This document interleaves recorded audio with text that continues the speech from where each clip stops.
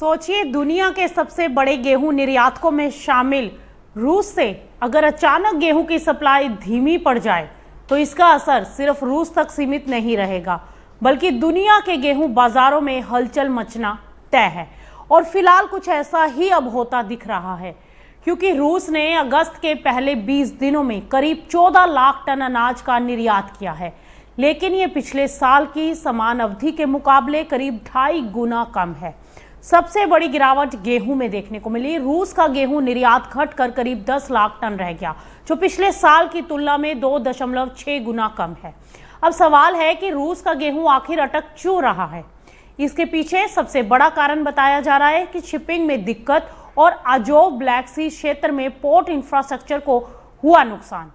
यानी रूस के पास गेहूं है, नई फसल भी बाजार में आ रही है, लेकिन उसे ग्लोबल बाजार तक पहुंचाने में परेशानी खड़ी हो गई है। और अगस्त के दूसरे 10 दिनों में तो गिरावट और तेज हो गई, और इस दौरान रूस ने सिर्फ करीब 4,80,000 टन अनाज का ही निर्यात किया, जो पिछले साल की तुलना में भी करीब 4.8 गुना कम है। गेहूं की शिपमेंट भी घट रही है और करीब 4,15,000 टन पर सिमट गई। अगर यही स्थिति आगे भी बनी रही तो अगस्त में रूस का कुल अनाज निर्यात सिर्फ 18 से 19 लाख टन रह सकता है। गेहूं का निर्यात करीब 15 से 16 लाख टन रहने का अनुमान है।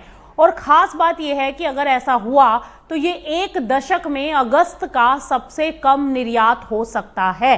अब इसका असर सिर्फ रूस के एक्सपोर्ट आंकड़ों में नहीं दिख रहा, बल्कि रूस के गेहूं के खरीदार भी तेजी से कम हुए हैं। अगस्त के दूसरे 10 दिनों में रूस का गेहूं सिर्फ 8 देशों में पहुंचा, जबकि पिछले साल इसी दौरान 28 देशों ने रूस का गेहूं खरीदा था। अब आप इसी बात से अंदाजा लगा सकते हैं। इस बार बांग्लादेश सबसे बड़ा गेहूं का खरीदार रहा, उसके बाद इंडोनेशिया और सऊदी अरब का नंबर रहा। वहीं मिस्र जैसे बड़े खरीदार को रूस की गेहूं सप्लाई करीब 8 गुना घट गई। मोरक्को को तो सिर्फ करीब 5,000 टन गेहूं ही भेजा गया, जो पिछले साल की तुलना में 12 गुना कम है। यानी तस्वीर साफ है, रूस का गेहूं तो मौजूद है, लेकिन ग्लोबल बाजार तक उसकी पहुंच कमजोर पड़ रही है। इसका एक और बड़ा संकेत रूस के एक्सपोर्ट इंफ्रास्ट्रक्चर से भी मिल रहा है, क्योंकि अगस्त के दूसरे 10 दिनों में रूस से गेहूं निर्यात करने वाली कंपनियों की संख्या 36 से घटकर सिर्फ 7 पर सिमट गई, और वहीं अनाज और दलहन के लिए इस्तेमाल होने वाले बंदरगाहों की संख्या भी 29 से घटकर 8 पर आ गई। रूस अब कुछ मात्रा को बाल्टिक रूट के जरिए भेजने की पूरी कोशिश कर रहा है, लेकिन वहां भी फिलहाल बहुत बड़ी कोई राहत नहीं मिल पाई। और अब आते हैं ग्लोबल गेहूं बाजार पर। रूस की सप्लाई कमजोर पड़ने की खबरों के बीच खरीदार दूसरे देशों की तरफ रुख कर रहे हैं। इसका असर अमेरिका और फ्रांसीसी गेहूं की कीमतों पर भी दिखाई दिया। अगस्त के दूसरे 10 दिनों में अमेरिकी गेहूं का भाव करीब $11 बढ़ गया और $281 प्रति टन पहुंच गया, जबकि फ्रांस के गेहूं में भी करीब $3 की तेजी आ गई और भाव $265 प्रति टन पहुंच गया।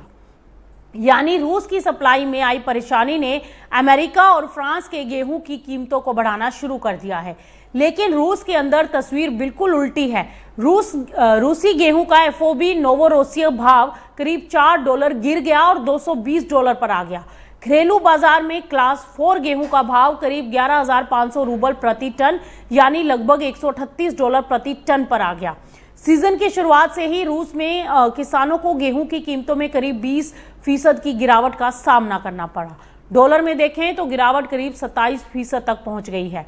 अब यहां सबसे बड़ी चिंता रूसी किसानों के लिए है।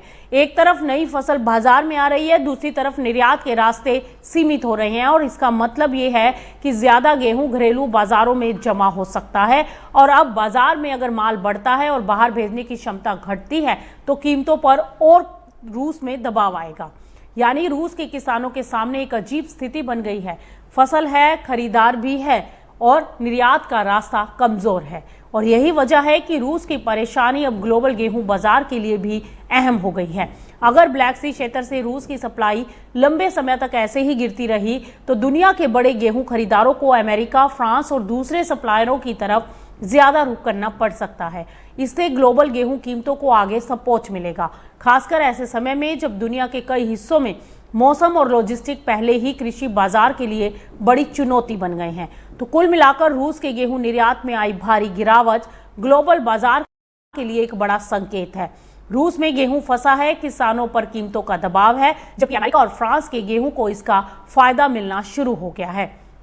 अब सबसे बड़ा सवाल यही है कि अगर रूस की सप्लाई लंबे समय तक कमजोर रही तो क्या ग्लोबल गेहूं बाजार में एक बार फिर बड़ी तेजी देखने को मिलेगी।